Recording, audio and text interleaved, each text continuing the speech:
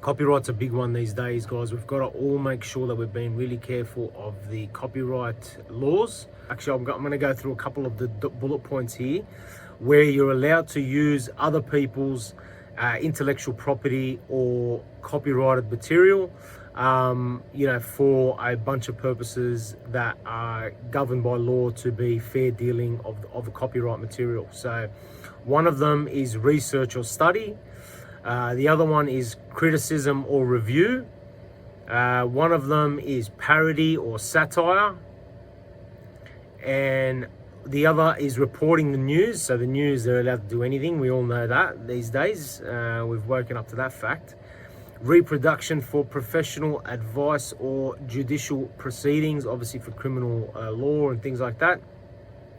Enabling a person with disability to access material. So with all of these, there is exceptions. There's case studies on each, and you know, it's ultimately a lot of them have been taken to law anyway. You know, there was a copyright act imposed against the Men at Work song. You know, I come from a land down under. Woo! Yeah, so there was a bit of that.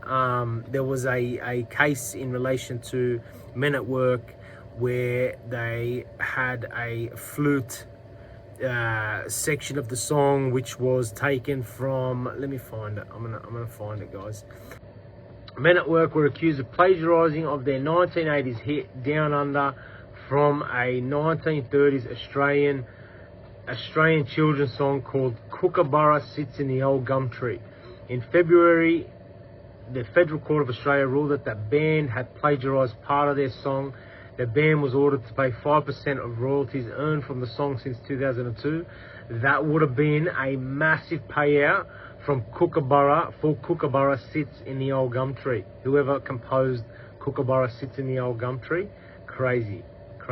So that would have been a big payout for them. So good on you, Kookaburra Sits in the Old Gum Tree.